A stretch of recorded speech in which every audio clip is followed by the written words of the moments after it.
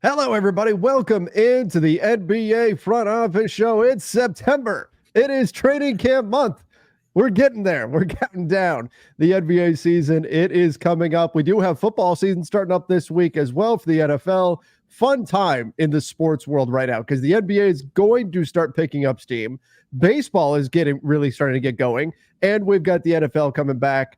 Fall, well, not officially here technically, but it's September. I'm excited. Let's go. Keith, how are you doing? Long weekend. We took Monday off for Labor Day. We got a lot to talk about today. Man, I am fantastic. We had a good long weekend. Busy. We were running all over the place for soccer stuff, but all good. And then Boston College stomped Florida State in Tallahassee last night in their opener. New head coach Bill O'Brien got things off to a great start. So this BC guy is a very happy guy today. It's been a lot of fun. It was a lot of fun watching them pull that off last night. So yeah, good all around. And yeah, we had some basketball stuff happen at the end of last week and over the weekend. So we're gonna get into all that. But yeah, man, we're getting close now. Now we're starting to get closer. We're seeing more camp signings come in. We're starting to get those reports of team had 11 guys already in town and they're already working out and all that stuff. So 15 pounds of muscle. Yeah, that's it. Yeah. Those are coming soon enough, right? Yeah. That'll be that's the media day bingo card. Like that should be the bingo spot, honestly, like because everybody's going to get it at some point. So you don't even need to give them the free spot. It's the free space. Yeah, exactly. Yep. If you do the 15 pounds of muscle drinking game, you don't survive. That's the problem. No, definitely not. Yeah, that is not advised here by the front office show. No, as a undertaking to do during media day. All right, well, let's get into the news, and I guess let's start right here. TJ McConnell gets an extension done with the Pacers. TJ now is under contract for, now I will admit, Keith, I was out of town over the weekend, so I did not see all of the details of this extension, but it looks like it adds 4 years to his deal here.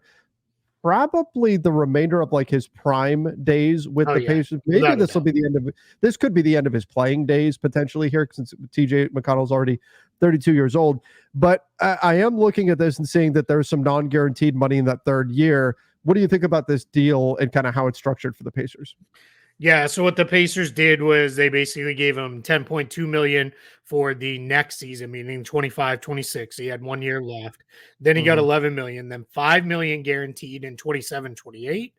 Then 28-29 is a similar structure, but it's also a team option on top of that. So in order for him to get the guaranteed amount of the $5 million, they would have to pick up the team option for him to get that money. So really, if you think about it in the loosest terms, it's about 26.2 million guaranteed over the next 2+ years for TJ McConnell. So that's not bad. I have a couple questions on this one, though, I guess. My first is, like, why did you wait? Because now he's not tradable. As we talked about, this is obviously a far less example than Lauri Markkanen. But because he's outside the extend and trade parameters, because it's 4 years long, he can't be traded for 6 months. So that's past the trade deadline. Not saying that they were going to trade him. Who are you bidding against that you needed to do this right now for even $10 million next year? It's not that it's bad. It just doesn't necessarily make sense for the Pacers to me. The Pacers have Tyrese Halliburton, max player, starting point guard. You have Pascal Siakam, max player, starting power forward. And then you just invested $25 million into Obi Toppin and TJ McConnell, or backup guys who are going to play 15 minutes a night. And not to mention, you gave $18 million in a 4-year extension, or I'm sorry, a 3-year extension for Andrew Nembhard, which is a pretty good deal. So ideally, McConnell's kind of now maybe your third point guard. I know Nembhard can play off the ball and maybe we'll even start at the 2. It's just a little weird allocation of resources for a team that has never been one that's like, let's go deep into the tax. That, and I wonder how much of this are the Pacers, major free agent landing spot? Probably not. So let's take the guys that we like and the guys that we know can can do some things for us, and let's get these guys extensions and locked up now. But I see what you're saying, and I think when we're looking at the big picture, because I'll admit I'm a fan of TJ McConnell. He's one of those guys where when you watch him play, he's one of those guys where if he's on your team, you really just love the guy, right? Because he's going to make those kind of plays, those hustle plays. He's going to get the pesky steal. He's going to hit some big shots now and then. Not really a 3-point shooter or anything like that, but still, he's a fun player. Now, when we look at the bigger context of what we've seen happen in the NBA this summer, these are the kind of deals that have kind of gone away, haven't they? I mean, these are the kind of deals that teams are not really doing so much because they're worried about the long-term second-tier apron, all that kind of stuff. And so we're seeing less and less teams willing to commit long-term salary, and players with longer-term salaries are finding their trade value being sapped. So it is going a little bit against the grain for the Pacers to do something like this. Now, again, if McConnell plays exactly the way he played last season, for the remainder, for however much longer the Pacers want to keep him around. Obviously, they've got an out after 3 years here, and they've got the out after the 4th year too. But however much longer they keep him around, if he plays just like this, I think this is just fine value-wise. But it is a bit peculiar, given again the lack of the ability to trade him, and in the greater context of how we've seen NBA front offices behave. They are definitely, I don't know if I want to go as far as to say an outlier, but they are doing what a lot of front offices are simply not doing right now. Yeah, I'll just in case it wasn't clear before too, the Toppin and McConnell contracts I think are good values for both players. Sure. I just don't love it for the Pacers. That's a lot of money now. You have, what is that? That's 56 million plus another 18. You have $74 million invested in point guards between Halliburton, Nembhard, and McConnell. And I get it. Nembhard is more of a combo guard. He may even start still if they don't go back to Mathurin as the other starter. But then you have Toppin, like we've seen, they don't play him with Pascal Siakam unless something meaningful changes there. You have Obi Toppin as a 15-minute-a-night guy for $15 million a year. I just, why? Right? Like, why? Why did why is that your allocation? And this team is now really expensive. And I know it seems like Miles Turner just did his renegotiation and extension, but he only added 2 years to it. So he's only got 1 more year left this season that's starting now. And then he's a free agent. And then you got to re-sign him. So I just, they'll get out of it if they need to. All of these deals are all very tradable. All that's fine. It just, I don't know. It just feels like a weird allocation of resources for a team that has not been, hey, we're going to go Suns, Bucks, Celtics territory, and we'll just Timberwolves, we'll re-sign everybody and be really expensive. It's just a little odd. Hey, Keith, can the Pacers not extend Turner off of his current deal? No, because so what happens with him, you have to wait so many years into a new deal, and he doesn't have the deal doesn't run out long enough. So he will be a free agent this summer. Yeah. So I do wonder if, I mean, we heard all the Miles Turner trade, especially in Lakerland, we heard all the Miles Turner trade rumors a few years ago. I wonder if that becomes a thing again. Just depending, I think it would all come down to what is the vibe from Miles Turner? If he is saying all the right things, then I'm sure the Pacers will be happy to head to next summer with him and just sign him to a new deal. But if he's non-committal at all, that could push the Pacers into a position where they have to look to move on as soon as, by the trade deadline. Yeah, without a doubt. Yeah, we'll see. Right, let's see where that goes. I kind of now have said Miles Turner's probably just going to be a Pacer forever, but I think so. I don't know. For a long time we're like, yeah, Paul George won't actually leave the Clippers, and here we are. He's on the 76ers. So I really don't know. And in a summer where there's not going to be a lot of quality free agents, we know Turner is going to be a free agent. That does at least put him in play for a handful of those teams that'll be cap space teams next year that may look at it and say, yeah, Miles Turner works for us. Let's make a run at him. Let's try to make something happen. So yeah, just curious to see. And I think we got sufficiently excited about the Pacers last season because they had that really nice run. But I think we forget this team was still not like they were not all that far from being like in a different place, I guess, is what I'm trying to say. Like they were not a team where it's like, man, they were awesome from start to finish. Like Yeah. they were tied with Philly almost in the play-in tournament.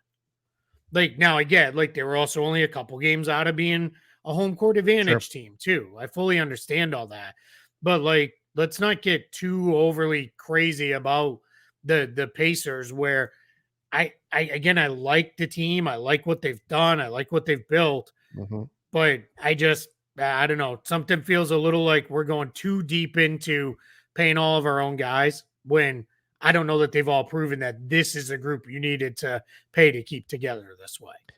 In terms of youngish teams kind of on the rise, whose future do you like more, the Pacers or the Magic? The Magic.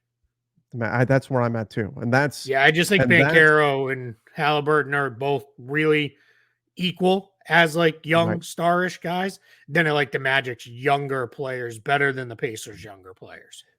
So when I'm looking at this team, I think of, OKC was the exciting young team in the West that really took the big step up. And I certainly don't think they're in that category. They're not in that tier of team, but they are an exciting young team. And so I'm trying to compare them to some of the other youngish teams around the NBA.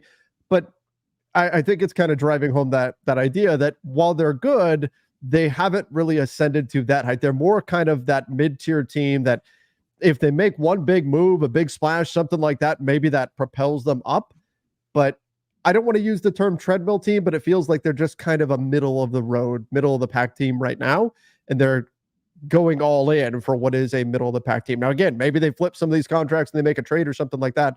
They're a lot of fun to watch. I just don't know that the ceiling is quite as high as some of these other teams like the Orlando Magic. The other team that I looked at in the Western Conference that I would compare them to would be like the Memphis Grizzlies, and I would take the Grizzlies over the Pacers. So that's where I think that for all the excitement that's around them, there's still work to be done in Indiana. Yeah, I completely agree. I think it's the other big mistake we make all the time with teams is, well, they're young, so of course they're going to improve. Improvement is not a linear thing. Like it doesn't happen. It's not a stock chart where it goes like that, right? Like it doesn't always go up. There are times when it plateaus. There are times when some guys get to a point and that's what they are, and they don't get any better.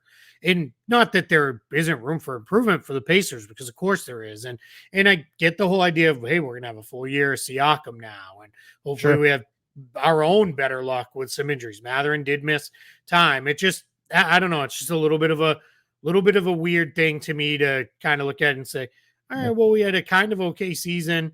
Then we really did well this past year with some circumstances that fell our way with injured teams and the like, and moving on. But let's just lock in everybody. And again, there's not a bad contract on this team. Like, I don't see a single contract where I'm like, oh boy, I don't really like that one. Siakam's maybe the closest, and it's fine. I don't really have any real issue, especially with what they paid to get him in the trade, giving up those picks and everything else.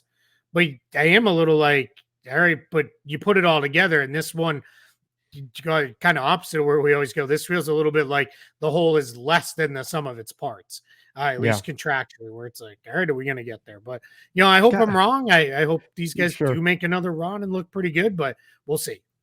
It sounds like we're so down on the Pacers, and actually, I always enjoy, and I don't like being that because I enjoy watching the Pacers play. They're a fun team to watch, but I think those are concerns. But okay, before we leave Pawnee, let me finish with this here, Keith.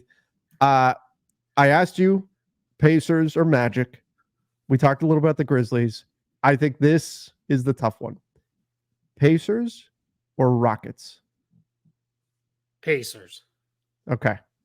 I just think the Pacers established young players, Halliburton, Nembhard. I really like Mathurin. I like them a little bit more. There's just that little bit of uncertainty with the Rockets. Like, and that's not a knock on the Rockets. I love what the Rockets. They were on your list, weren't they? Of your three, they were one of your three my teams. Yep. Yeah, they're one of the teams I'm really excited to watch this year. I just am there's just a lot of uncertainty with Jalen Green. What's he going to be? If I felt a little bit better about Jalen Green, it'd probably be the Rockets, because I love Jabari Smith. He's one of my favorite players in the entire league. I really love Alperen Şengün. He's terrific. I just, but it's close, man. And if Thompson pops, if Reed Shepherd looks like what he looked like at Summer League, and I think it'll probably be the Rockets are going to be a problem pretty quick. They are here. And as long as they kind of make their moves at the right times to add guys around that young group, and if the young group kind of pops, like, that's good. And that's a great example. The Rockets, even maybe more than the Thunder, are a really good example of having a whole lot of bites at the apple. Some of them didn't pan out. Like a guy like Josh Christopher didn't pan out for them, and now has moved on. But you had 7 first-round picks in like 3 years that were all on the roster. The ones that did pan out all look pretty good now, and now you're moving forward in a pretty good place. So that was a tough one, because I like that Rockets group. I know you do, and that's why I wanted to go with them, because I knew that was going to be a difficult one for you. Okay, it's also early September, and I kind of like everybody right now, so I'm struggling to be pessimistic on any team. We just want basketball right now. Yeah, that's it. Yeah. Give me the 2 worst teams in the league's backups right now, and I'll take. Yeah, I want to the Wizards against the Pistons. Let's go. Yeah, right. I want to watch that game. Yeah, I'm with you. So Evan Fournier, his NBA career comes to a close now. Probably for good. You never know. Never say never. Yeah. But probably for good. He is going to sign with Olympiacos in Greece. So he was sitting out there as one of the the more noteworthy free agent names for a bit. Didn't find an NBA deal, or at least didn't find a deal to his liking, and now he's going to go head back overseas, and we'll say goodbye and never Google. Don't forget about that. yeah, never Google. Yep, that is true. Don't. It's not good. I think what's really interesting with this one with Evan Fournier is this was, I think it was about 2-ish years ago. He was asked, it might have been asked on Twitter, hey, if you were ever to return to Europe, who would you like to play for? And he said Olympiacos. He's like, I would like to play for Olympiacos. So I think, and then I think he tweeted today, he's like, now that time has come. I think Kevin Fournier still has enough left in the tank, clearly, to be a good player in the Euro League and play well for Olympiacos. I just think in the NBA, it had gotten to a point where he's kind of caught now where you're not sure enough that you're going to get production out of him as a vet guy, that you want to play him over any young players. And for a bunch of teams that are kind of sitting in that spot right now, they're probably looking at it and saying, yeah, I'd rather just go with a kid and see what we have. And then for the teams that are going for it, it's, do you really want to take a minimum deal? And if you don't, we don't really have anything else that we're willing to pitch you at this time. My guess is I believe it's a 2-year, $4 million deal. My guess is there's an NBA out after this first year if he wants to come back to the NBA. That's generally how these things work. So we'll see. Maybe he goes, plays really great, and an NBA team wants to bring him back. But yeah, we may have seen the last of him, Fournier, in the NBA. All right. Ivica Zubac also got an extension done. Wasn't just TJ McConnell. Big Zoo gets a deal done with the Clippers. What are you, Keith? I saw a mixed reaction, and I am biased here in a way. Obviously, Ivica Zubac is a sore spot for Lakers fans, given that trade and how all that worked out and everything like that. But he's also, I've long been a fan of Zeus. He is actually the first NBA player that I interviewed back in his rookie season. Nice. So I looked at this deal and I thought, this is about right, money-wise, for a guy like Zoo. He plays well. He protects the rim, block shots, gets rebounds, does all the things. But is he that top tier center? No. So I saw some of the reaction was the Clippers overpaid. Where do you fall? Do you think they overpaid, or do you think like me, where I thought, this is about right for him? No, it feels right to me too. I'm with you in the same place there. I have no real issue with this. We'll get the formatting fixed on Spot Track. He's showing on two different lines there right now, so I'll make a note and fix that later. But yeah, it's the 11.7 is this year's salary. The 18.1 should just be shifted over a year there. So yeah, I think 3 roughly years, call it 60 20 million million almost, a by the year. way. Yeah. What's that? I 360. failed to mention the actual contract. 3 years, almost 60 million for Zoo. Yep. I think it's fine. I think this is perfectly fine for him. I think it's a fair value deal for him with the Clippers. I think for the Clippers, it's now we kind of took care of our center position, right? We've got him under contract moving forward. Team that's obviously still very much in transition, that Clippers team, because they've got kind of some guys who knows what happens, right? In the post Paul George world, and you've got PJ Tucker, Bones Highland, probably looks like this point will be on the team to start the year, but I don't know how much we're going to see either one of them play. But yeah, I mean, I think with getting Zubac locked up, it's interesting. Again, if I go back to not a lot of great free agents on the market this summer, but the one spot that's got a few guys that can play is the center position. You have Şengün is a restricted guy as of right now. You have Rudy Gobert. We're going to talk about him in a minute. He's got a player option. You've got Miles Turner. You've got Brook Lopez is going to be a free agent. You have Zubac. You have I kind of don't think Al Horford's going anywhere at this point, but another guy with a player option, sneaky guy, is probably going to be pretty good. Naz Reid is out there. Clint Capella is going to be a free agent. So if you're Zubac, you're probably looking around and saying, man, other teams have options, right? If they want to go for a center, and if I can get my 20 million right now, let me take it and go. And if you're the Clippers, you're not going to be able to pay somebody reasonable money if he left. So just get him locked in, and now you have him. You'll have him until he's 30 or so, and you're good to go.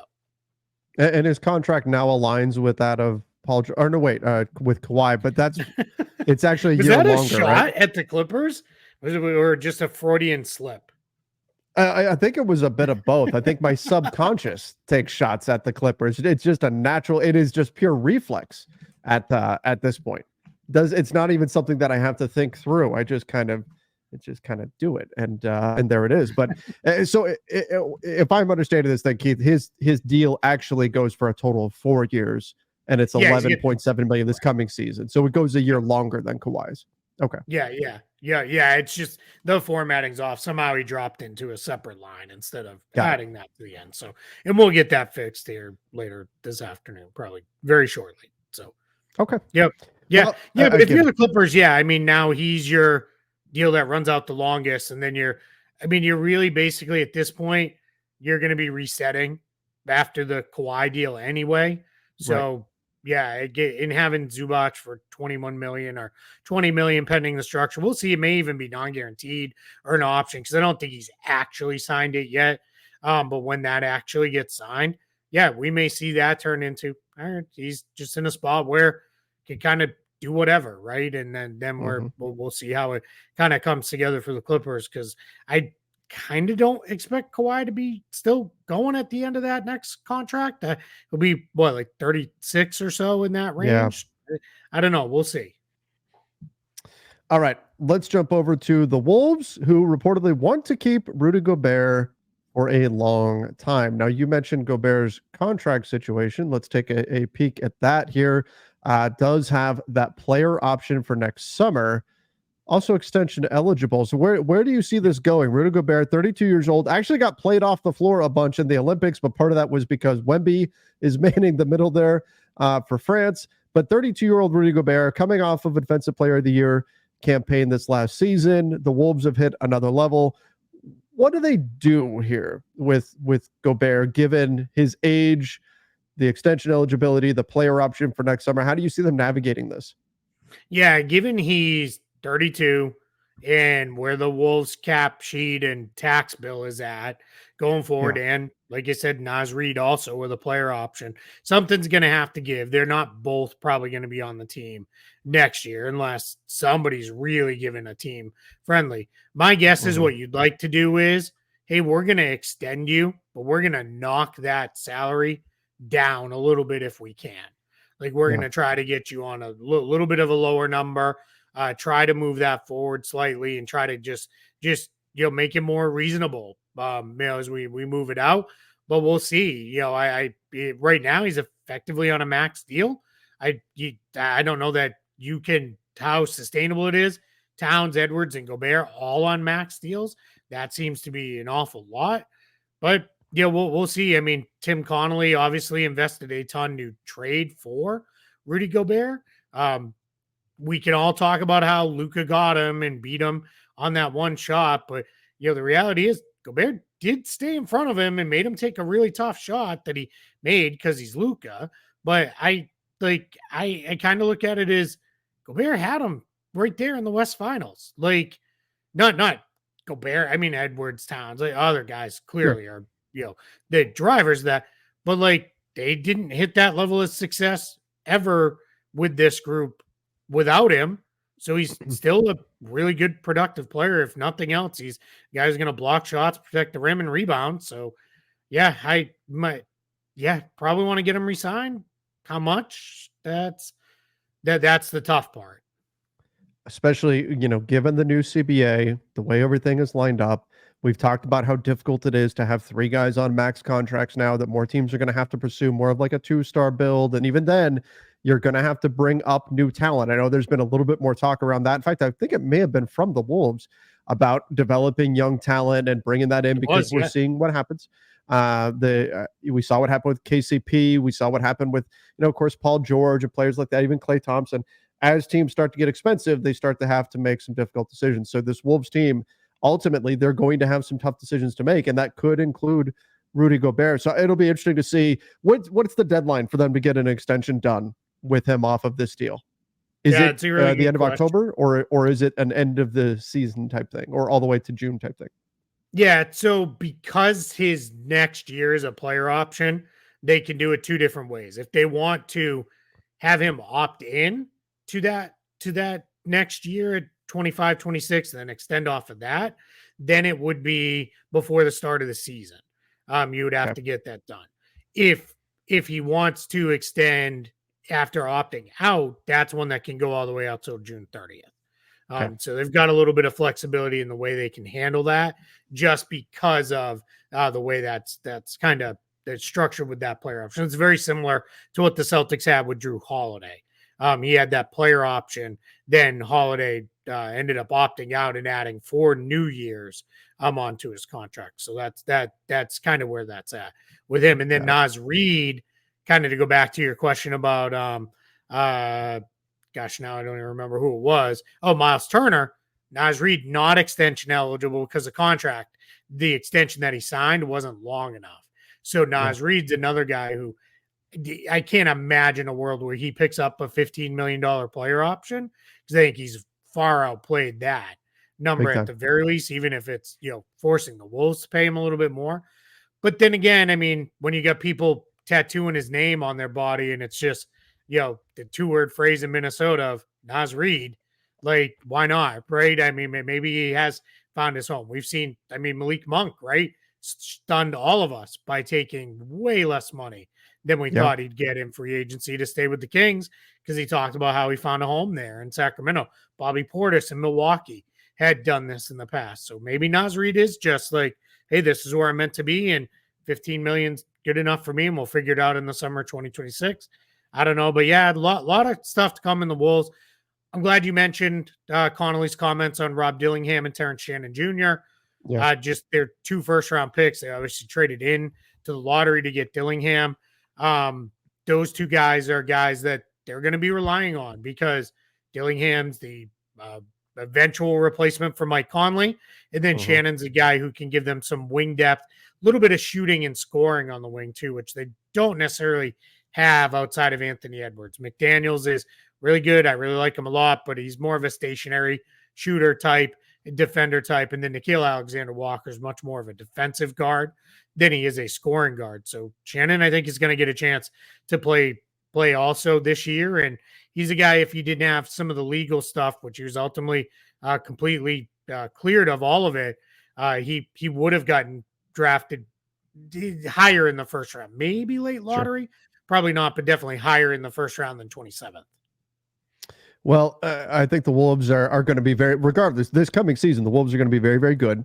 Yep. You've got Naz Reid is the reigning sixth man of the year. They've got a lot of talent here. And of course, Anthony Edwards on the rise. They're going to be a team to watch. And they are, look, it points to how much the NBA believes in them that they are playing opening night against the Lakers. And this is a team that I can't wait to watch because I think they're going to be good. They're going to be a lot of fun. But again, some decisions to make here for them moving forward.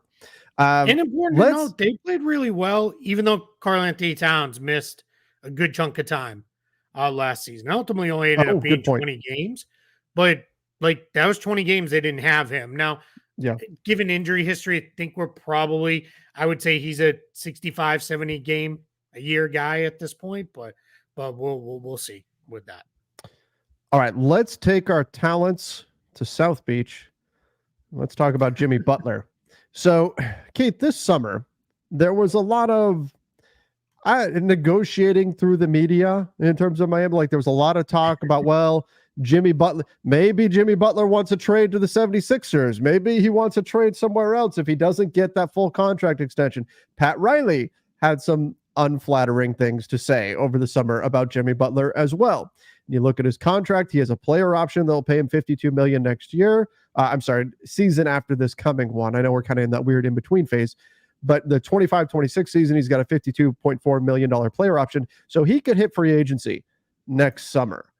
And already kind of putting out there that, well, I like Brooklyn. Like, how much of this do you think is just Jimmy Butler trying to throw out there, trying to scare the Heat a little bit more into let's get this extension done?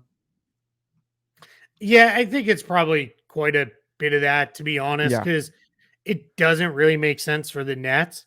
Had they not traded Mikal Bridges, sure, then I guess why not, right? Like maybe we are trying to really win here, but they're very clearly starting a new iteration, and I don't know, going for what will be a 36-year-old player is the way you go forward if you're the Brooklyn Nets now. Jimmy Butler's still very, very good, still a very dangerous player, a guy who can really lead a team. But yeah, I'm not sure. I don't know if this is Jimmy Butler and crew trying to create a market, or if it is like just him kind of being in a spot where it is, hey, or someone leaking like he likes the Nets. Maybe this is also Jimmy Butler like the Nets when they had KD and Kyrie and James Harden. And does he like the Nets now? Or, does he just want to live in the New York area and knows it's not going to be with the Knicks? Like, I don't know. It's a little odd, for this. This screams like this is a late August, September story of like, hey, I heard this. I'm going to kind of, put it out there in the world because it just doesn't make sense for the Nets. No, it doesn't at all. It makes sense for Jimmy Butler, but it doesn't make sense just from a hey, there's other teams I might be interested in type of thing. But yeah, I'd be surprised if Jimmy Butler winds up in Brooklyn. If Jimmy Butler leaves, let's say he leaves Miami. We didn't think Paul George was going to leave, and he wound up leaving. What's the landing spot? I don't think it's Brooklyn. Where does he go? Yeah, I don't think it's Brooklyn either. It's probably gonna have to be via sign and trade, right? Like, yeah, probably because the teams that we've talked about this a little bit before, and I'll have something for Spot Track on this a little later, laying out spending landscape. But the only teams I project have cap space next summer are Brooklyn, Houston, San Antonio, and Washington. San Antonio only about 23 million. Houston, that one could get really interesting. Because that could be one where you could tell me, hey, Jimmy Butler's headed to Houston and he's going to help lift, the Rockets to that next level there. Sure. Why not? Like, I could see that. It's probably going to mean he's not getting a max deal. He's not getting a $50+ million a year deal, but maybe like there's a world where I could see that being a thing. I think Jimmy just made a list of the teams with cap space next summer, closed his eyes and went Brooklyn. Let's put out there that I like Brooklyn. Yeah. He'd be fun in San Antonio too, right? If they're trying to push forward. And if it's like, hey, all right, we're going to go year to year with Chris Paul now, and what Wemby's really ready. And let's not forget, he is a Texas native, right? He is a guy who's from Texas originally. He hasn't been in Texas in a long time, at least from college in the NBA. But yeah, I think it's yeah, I could see him in either one of those places. And then you have kind of any one of the number of good teams that could potentially facilitate a sign and trade deal. Could be interested. I kind of think the real story is just get something done with Miami. I think the problem is the Heat are probably like, we'll give you a max, but we're going to go year to year now. Like, we are not going to do more than a 1 year deal at a time, just age, injury concern, and all that. Like, they probably don't want to be locked into 3 more years at 50 plus million a year. Like, that gets really tough for them, because you've already got Bam on his extension. That's fine. But then you've got Tyler Hero's got a couple years left after this year. You're just kind of starting to dig yourself out a little bit. I don't know that you want to be right back into max money for Jimmy Butler right now. Exactly. Okay, well, let's jump over. Man, I hate this news so much. Yeah, GG Jackson, broken foot. He's going to be out for a while from Memphis. GG, look, the Grizzlies had the season from hell last year. I mean, they had so many injuries. I talked about this because the Lakers just signed Jordan Goodwin to a camp deal. So I was just talking about this for Lakers Nation about how Goodwin played for the Grizzlies last season and how many guys the Grizzlies had injured last season. Well, one of the things Memphis did with so many injuries was they were able to give minutes and give opportunities to some other guys. GG Jackson being a guy, Jake LaRavia being a guy. There were others as well, but GG Jackson was one of the few bright spots for Memphis last season. I was excited to see, okay, once the Grizzlies get their guys back, once Ja is back and they got the team back together, and then you add GG Jackson into that. What is that? What do the Grizzlies look like when you've got all the stuff that they found, the diamonds they unearthed last season, plus the guys that were not healthy last year, and then they're off and running? What is this team? Unfortunately, though, GG Jackson's going to be off to a slow start here this season with this broken foot. So disappointing news out of Memphis, and Grizzlies fans have just got to be thinking, come on, can we get any kind of luck here on the injury front? Because it's been ridiculous. Yeah, the thing beyond the injury part of it for GG Jackson, just being awful, is I'm a little hopeful, because what we didn't hear in the press release was the term Jones fracture, which when you hear that, you instantly go to KD. I think Joel Embiid had one, and that like cost them like basically seasons. Right. Yeah. So that's where you start to hope, all right, maybe this is a quote unquote, here's where my lack of a medical degree and my parents' disappointment can come out of. Dr. Keith says only a regular broken foot, right? Like, but that's the hope, right? It's just it's not one of these things that, because that Jones fracture, which I know I learned all about with KD and Embiid, is it's like a part of your bone that gets like very little blood flow. So it takes forever to heal properly. So where we didn't get that terminology, Jeff Stotts, who's at In Street Clothes on Twitter, he's a must follow if you're a fan of the NBA. He's got the largest that I know injury database out there, and he went right to the information that was given. This type of injury has generally cost players an average of 45 games. Now, 45 games if it happens in season. Right. The good news is this happened roughly 2 months ahead of the season starting. So let's hope that means maybe it's only 10 or 15 games. But here's the other challenge for GG Jackson. Last year, GG Jackson got kind of, hey, take all the shots you want. Go out there, do your thing. Like you have all the space to explore your game. Green light. Yep. This year, not going to be that way, right? This is a team that we're coming in relatively healthy. We're trying to win again. It was going to be a little bit more of a controlled environment. Let's say he gets back. Let's just say it's like January 1st. He comes back right around the start of the new year, and the Grizzlies are playing really well. We may not see GG Jackson, right? This may be one where it is, all right, we're going to take a little while because we have Vince Williams at that spot. Jake LaRavia started to play pretty well at the end of last year. We're going to plug those guys in and go. And that could be the spot where it is a little harder to get Gigi Jackson up and running. So the good news is he's got a couple more years under contract. So we're not too worried about it being like a completely lost year. So not the end of the world, but just I would temper expectations a little bit on him for a guy who I thought had a chance to be a big part of Memphis's rotation this season, if healthy. When the Grizz like fully unleashed him towards the end of last season, the final month of the season, 34 minutes per game, 21 points per game for Gigi Jackson to go along with 6 rebounds and 2 assists.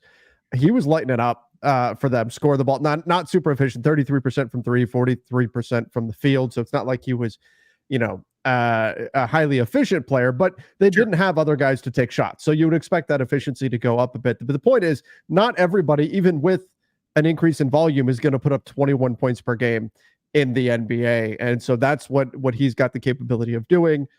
And so disappointing now, obviously, that they're going to be without him for a bit here. Hopefully he does recover, but like you said, or recovers quickly. But like you said, it's possible that when he comes back, if the Grizzlies are rolling, he may face a bit of an uphill battle getting himself back into the rotation. Yeah, and probably not the end of the world, right? No. Clearly, the guy needs a little bit more refinement in his game and those kind of things. So I'm not stressing about it, but just a little bit of a different play.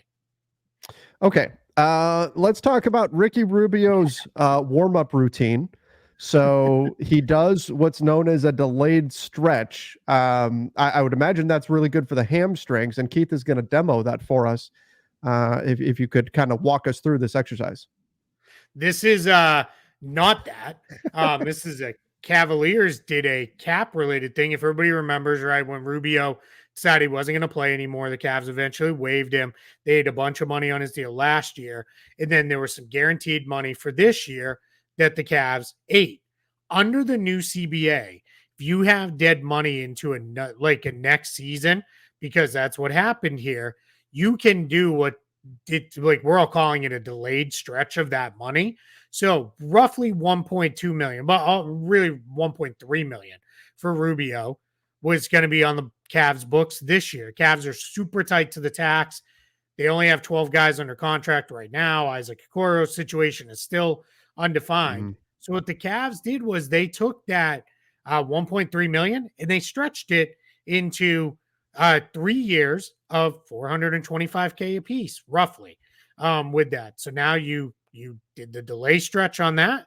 That gives them that little bit of money there moving forward, and that's the first time we've seen a team do it. It's a new thing in this CBA. We hadn't seen a team actually do it yet, so the cap nerd and me and several others got super excited because it was like, oh, we had a delayed stretch, and here we are, and now we get the first one. So, but smart move by the Cavs. You got to pay to them anyway. Why not spread it out a little bit? Give yourself a little bit more wiggle room this year, and build it out. It's a semi sort of thing like the Suns did with the wave and stretch of Nasir Little and EJ Liddell that we talked about quite a bit last week. But this is just a little bit of a different version on that. So here we are. So this is the delayed stretch, and it is the opportunity for me to make a dumb joke too. So we checked a lot of boxes with this one, but it was perfect. It was perfect for us. Right here. it was on brand. It was on brand for us. Yep. All right. Well, Keith, that was a lot of news to catch up on from the weekend, from the holiday weekend, and all that sort of stuff. So glad we got to get through all of that. Some exciting stuff going on around the league. And again, we are counting down weeks now, not months, weeks until training camp starts, until teams are getting back on the floor and all of that. So it's right around the corner, everybody. Make sure you do subscribe to the NBA Front Office Show on YouTube. Follow us over on Apple Podcasts, Spotify, wherever you listen to podcasts as well. We will be back later this week breaking down the latest NBA news as it comes. But thank you again, everybody. Till next time. See ya and stay safe.